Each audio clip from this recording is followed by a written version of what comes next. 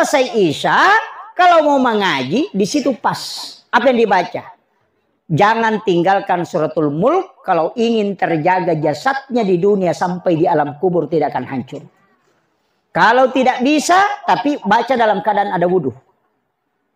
Kalau tidak bisa baca Mulk, maka basmalah 100 kali rutinkan. Baru penutupnya tutup suratul Fatihah, baru minta berkahnya. Tidak ada binatang di alam kubur yang mau memakan jasad orang yang melanggengkan basmalah.